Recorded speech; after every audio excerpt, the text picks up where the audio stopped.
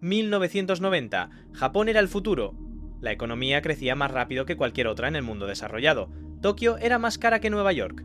Las empresas japonesas compraban rascacielos en Manhattan, estudios de cine en Hollywood, campos de golf en Hawái. Sony, Toyota, Nintendo. Marcas japonesas dominaban el planeta. Los economistas predecían que Japón superaría a Estados Unidos como la economía más grande del mundo antes del año 2000. Japón era tecnología, riqueza, crecimiento imparable. Y entonces se detuvo. Después, la burbuja explotó y Japón colapsó. Lo llamaron la década perdida, una década de estancamiento económico, de crecimiento cero, de deflación. Pero aquí está el problema. Esa década perdida nunca terminó. Han pasado 35 años y Japón sigue estancado. El PIB per cápita de Japón hoy es prácticamente el mismo que en 1995. 3 décadas y media sin crecimiento real. Los salarios no han subido, los precios no han subido, la economía no crece, la población envejece, la deuda pública es del 250% del PIB. Y lo más aterrador de todo, Occidente está siguiendo exactamente el mismo camino. Europa tiene tasas de interés negativas, envejecimiento poblacional, estímulos infinitos que no funcionan. Estados Unidos tiene deuda récord, burbuja inmobiliaria, burbuja de activos, demografía en declive.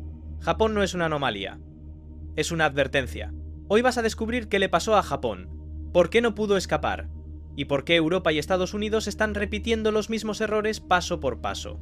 Bienvenido al futuro de Occidente, y se ve exactamente como Japón. Para entender el colapso, primero tienes que entender la burbuja. Los años 80 en Japón fueron demenciales. Después de la Segunda Guerra Mundial, Japón se reconstruyó con una velocidad asombrosa. En los años 60 y 70, su economía creció a tasas chinas, 10% anual en algunos periodos. Para los años 80, Japón ya era la segunda economía más grande del mundo, y parecía imparable. Pero algo extraño empezó a pasar. Los precios de los activos comenzaron a desconectarse de la realidad. Los números eran absurdos. Bienes raíces. El Palacio Imperial de Tokio, el terreno donde vive el emperador, se estimaba que valía más que todo el estado de California. Un solo distrito en Tokio valía más que todo Canadá. Los precios inmobiliarios en las principales ciudades japonesas subieron 300-400% entre 1985 y 1990. Bolsa de valores. El índice Nikkei, la bolsa japonesa, pasó de 10,000 puntos en 1985 a 38,915 puntos en diciembre de 1989. Casi 400% de crecimiento en 5 años. En su pico, el mercado de valores japonés representaba el 45% del valor total de todas las bolsas del mundo. Japón, un solo país. 45% del mercado global. ¿Por qué pasó esto? 3 razones principales. 1. Dinero barato. El Banco de Japón mantuvo las tasas de interés extremadamente bajas durante los años 80. Pedir prestado era casi gratis. Empresas y particulares se endeudaron masivamente para comprar propiedades y acciones. Mentalidad de nunca puede bajar. Los japoneses creían que los precios inmobiliarios nunca caerían. Japón es una isla pequeña con población creciente. La tierra es limitada. Los precios solo pueden subir. Esta mentalidad se convirtió en profecía autocumplida. La gente compraba porque los precios subían, y los precios subían porque la gente compraba. 3. Crédito descontrolado. Los bancos prestaban dinero sin control. Préstamos al 100% del valor de la propiedad. A veces más. Y las propiedades se usaban como garantía para pedir más préstamos para comprar más propiedades. Era una burbuja perfecta. Todos ganaban, hasta que dejaron de ganar. A finales de 1989, el Banco de Japón se asustó. La burbuja era obvia. Los precios eran insostenibles. Algo tenía que hacerse. Entonces subieron las tasas de interés, de golpe, del 2,5% al 6% en menos de 2 años. El objetivo era enfriar la economía, pinchar la burbuja de forma controlada. No funcionó. Diciembre 1989, el Nikkei alcanza su pico histórico, 38,915 puntos. Enero 1990, comienza la caída. 1992, el Nikkei había caído un 60%. 2/3 del valor del mercado de valores, evaporados. Los bienes raíces siguieron el mismo camino. Los precios inmobiliarios en Tokio cayeron un 80% en los siguientes años. ¿Qué significa eso en términos reales? Si compraste una casa en Tokio en 1990 por 10 millones de dólares, en 1995 valía 2 millones. Perdida. 8 millones. Y esa casa, en 2025, todavía vale menos que en 1990. 35 años después, no se recuperó. El efecto dominó fue brutal. 1.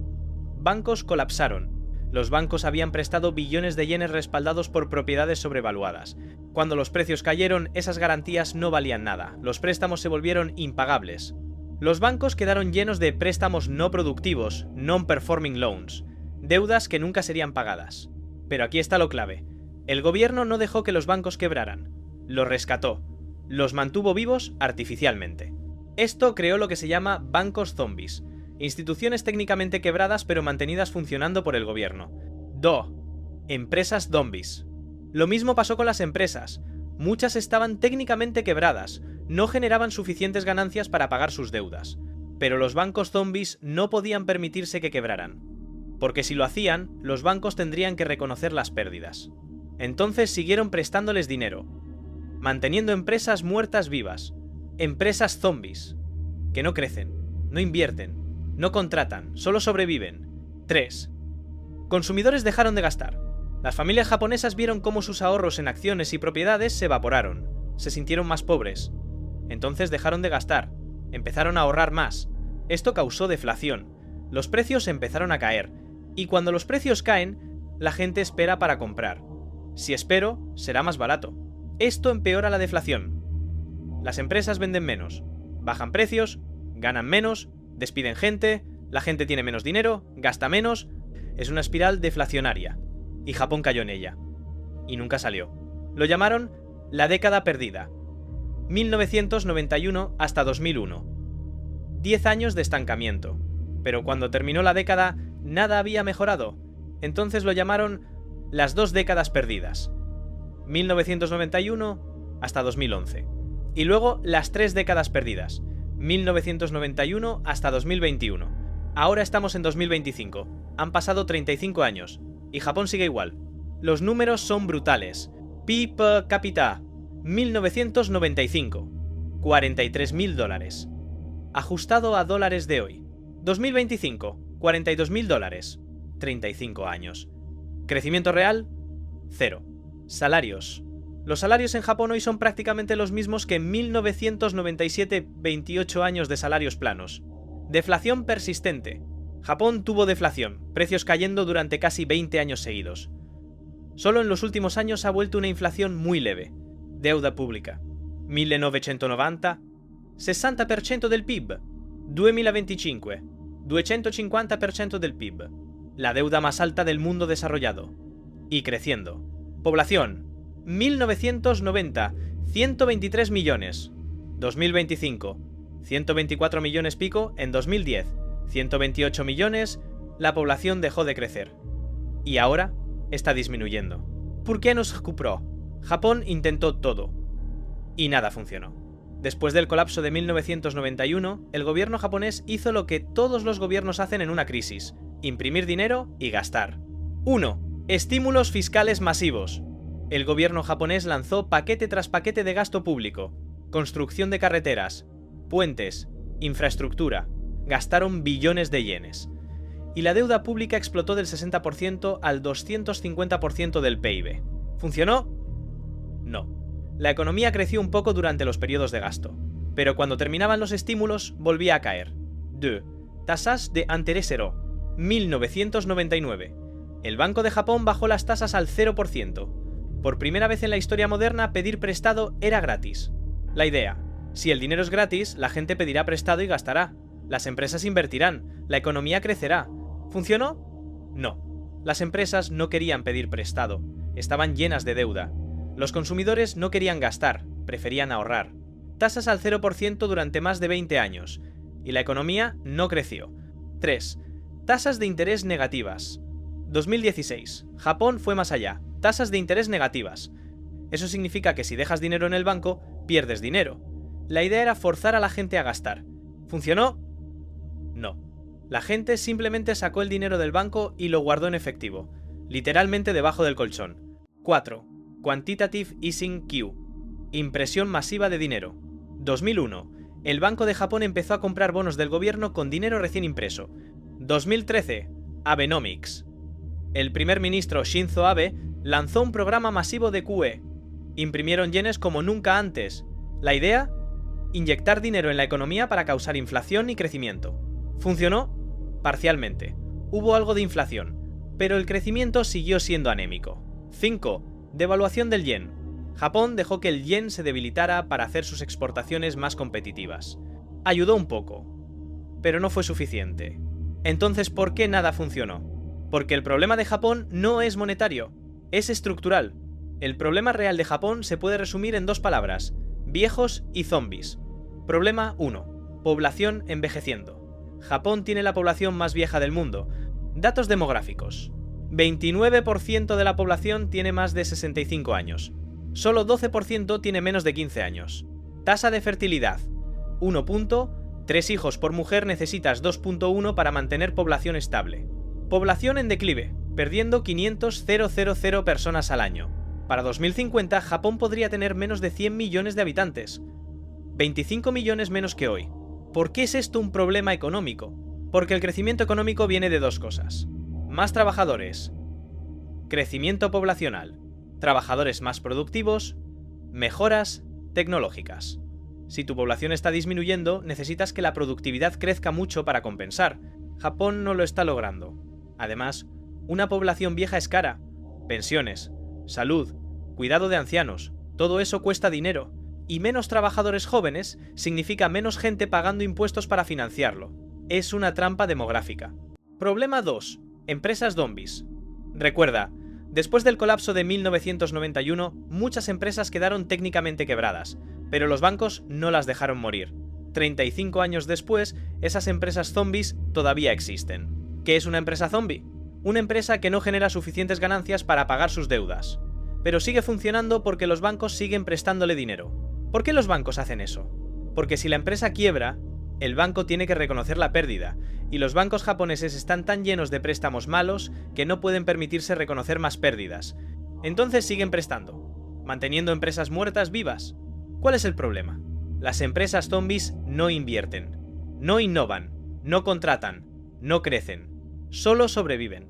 Y ocupan espacio en la economía, espacio que podría ser usado por empresas nuevas, dinámicas, innovadoras, pero esas empresas nuevas no pueden competir, porque las zombies reciben préstamos baratos de los bancos, mientras que las empresas nuevas tienen que pagar tasas más altas. Es un sistema que premia el fracaso y castiga el éxito, y lleva 35 años así. Resultado: Japón se zombificó. Bancos zombies, empresas zombies, economía zombie, viva, pero muerta, funcionando, pero sin crecer.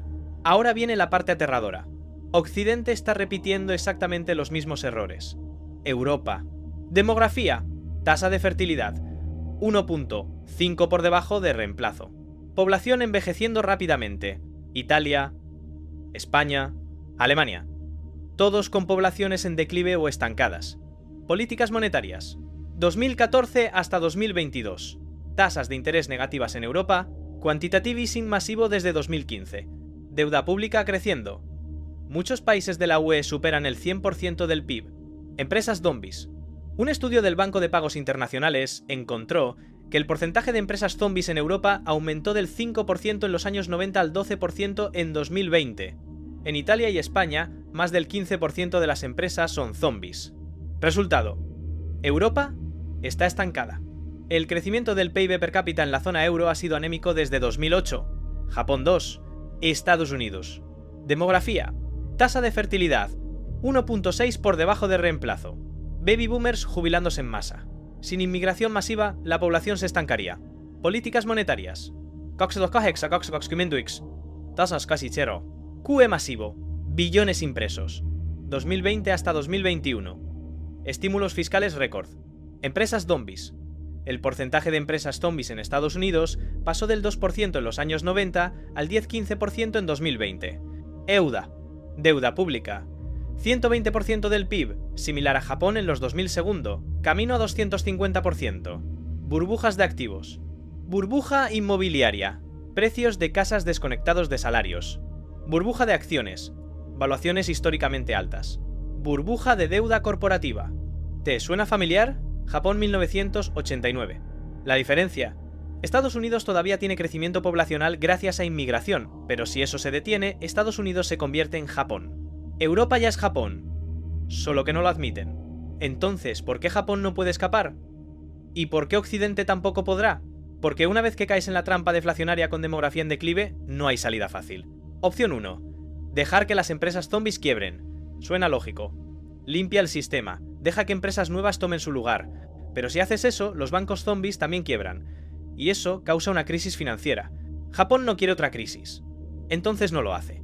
Opción 2. Inflación. Si puedes crear inflación, la deuda se vuelve más manejable. Los salarios suben en términos nominales. La gente se siente más rica, gasta más. Pero Japón ha intentado crear inflación durante 30 años, con tasas al 0%, con QE, con tasas negativas. No funciona. Porque la gente no confía. Prefiere ahorrar. Opción 3. Inmigración masiva. Si no tienes suficientes jóvenes, importa jóvenes de otros países. Japón ha sido históricamente muy cerrado a la inmigración, culturalmente homogéneo. Recientemente han empezado a abrir. Pero es demasiado poco, demasiado tarde. Opción 4. Aceptar el estancamiento. Esto es lo que Japón ha hecho. Aceptar que no habrá crecimiento, que los salarios no subirán, que la deuda seguirá creciendo. Y, simplemente, vivir así. No es sostenible a largo plazo, pero es lo que están haciendo. Y es lo que Europa y Estados Unidos probablemente harán también. 1990. Japón era el futuro. Tecnología, riqueza, crecimiento imparable. Lianxian Lin Arsuba. Japón es una advertencia. 35 años de estancamiento. Salarios planos. Deflación. Deuda del 250% del PIB. Población envejeciendo. Empresas zombies. Economía zombie. Intentaron todo. Tasas al 0%. Tasas negativas. QE. Estímulos fiscales masivos. Nada funcionó. Porque el problema no es monetario. Es estructural. Es demográfico. Es cultural. Y lo más aterrador, Occidente está siguiendo exactamente el mismo camino. Europa ya tiene tasas negativas, empresas zombies, población envejeciendo, estancamiento. Estados Unidos tiene deuda récord, burbujas de activos, demografía en declive, zombificación comenzando. Japón no es una anomalía, es el futuro. El futuro de Europa. El futuro de Estados Unidos. El futuro de todo Occidente. Un futuro donde el crecimiento se detiene, donde los salarios no suben, donde la deuda crece infinitamente, donde los jóvenes son pocos y los viejos son muchos, donde la economía no colapsa. Simplemente deja de moverse. Japón lleva 35 años atrapado y Occidente acaba de entrar en la trampa. ¿Hay salida? Tal vez. Pero requiere decisiones brutales. Dejar morir empresas zombies, aceptar crisis a corto plazo, reformas estructurales dolorosas. Nadie quiere hacerlo. Entonces no se hará. Y en 20 años, Europa y Estados Unidos estarán exactamente donde está Japón hoy. Estancados, endeudados, envejecidos, zombificados. Japón intentó escapar durante 35 años. No pudo. Occidente cree que será diferente. No lo será. Ahora lo sabes.